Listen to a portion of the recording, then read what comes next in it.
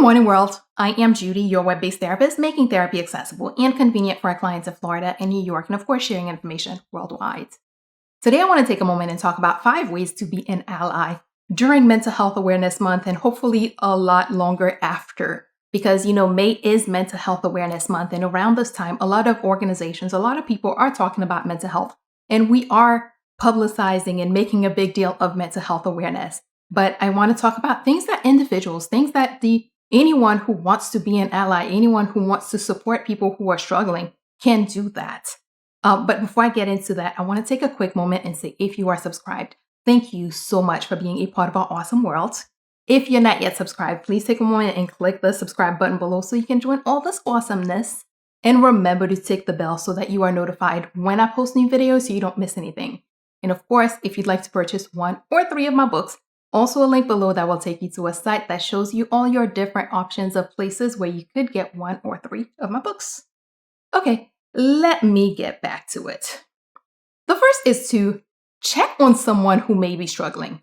This could be someone that generally suffers from a mental health condition, or it could just be someone that someone that you think may be struggling, someone who may whose behavior may be different, whose demeanor may be different from what you're used to. Take a moment and check on people. We underestimate the value of just reaching out to someone and say, hey, I noticed you. Hey, I thought about you. Hey, you matter to me. These little moments go a long way. These actions are helpful. They are useful. They say a lot. They convey a lot to a person who is struggling, especially when that person is in the midst of whatever battle they may be carrying, whatever battle they may be fighting. Take a moment and check on someone. Ask them how they are. Ask them if how you can assist. Ask them if they need anything. Ask them what you can do to, be a better support, be a better ally, be a better friend, be a whatever it is that they may need at the moment. So take the time to check on someone who may be struggling. So whether for whatever reason you think that this person may need someone to check on them, check on them. 2, respect confidentiality.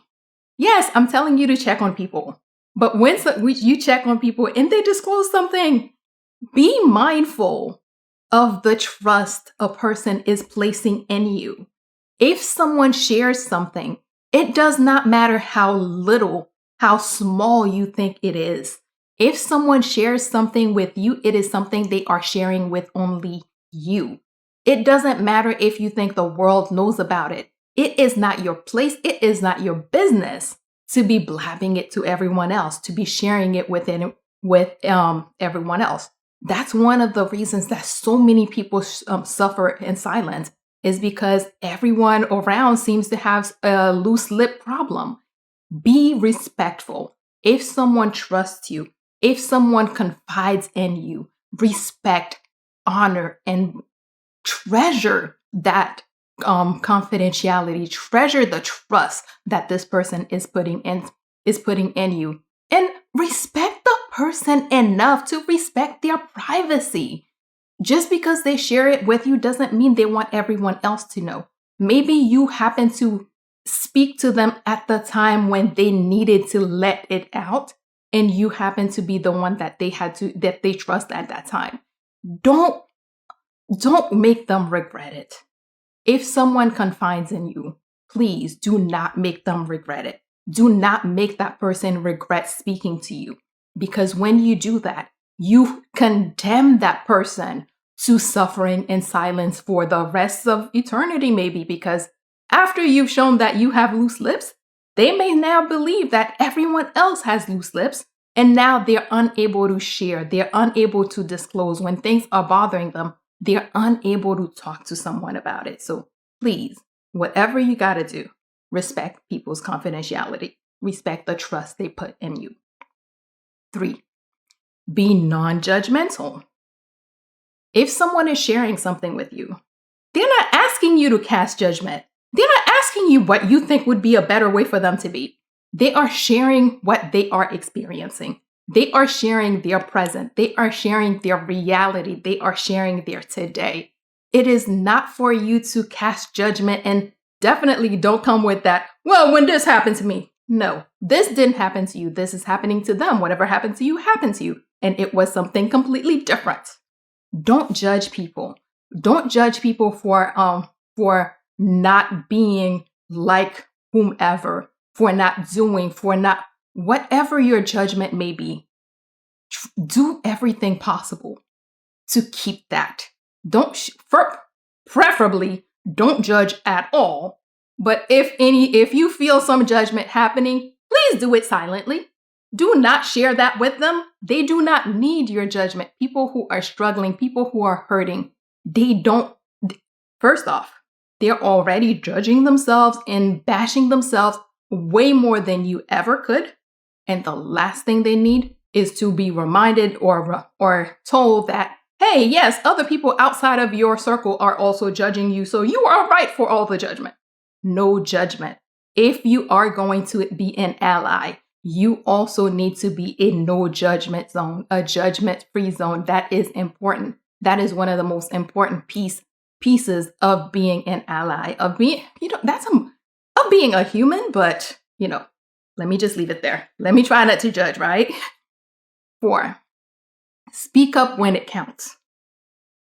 There are a lot of times when you see things happen, you see a situation developing, you see someone being mistreated, you see someone being harassed, you see someone being put through something that you know is wrong. And you know how that person, they watch it happen and they see it happen and they wait until the offender goes away and tells you, oh my God, he should have never done that. He shouldn't have said that. That was so wrong. If you knew that was wrong, why didn't you say something? If you knew that he shouldn't have done that, why didn't you step up? Or that, well, you should have said something. Why didn't you say something? Speak up when it counts. A lot of times, especially people who are in marginalized communities or marginalized groups, sometimes there are so many battles to fight. Sometimes you just don't have the energy. And there are times when a person does not feel the strength. There are times when the person does not feel that they are empowered to speak up. So if you are in a situation where you see stuff happening, where you see an opportunity for you to speak up, speak up. But by speaking up, I don't mean make a big deal out of it and bring attention to the person in whatever is going on. I'm talking about speak up, speak to the person involved. If you need to file a complaint with HR because you saw somebody mistreating an employee, do that, but don't go wild. Don't make it a big deal. Don't make it a viral social media moment of how you stood up for this person. No. The last thing the person is trying to do is bring more attention to the situation. Handle it quietly, but definitely speak up when it matters. Advocate, ask for resources and all that stuff, but do it in a way that is respectful and, of course, in a way that takes into account the person and the person's needs. Which brings me to provide and advocate for resources. A lot of times, our society is not very mental health inclusive. Our society is not a lot of things inclusive, but mental health is one of those things.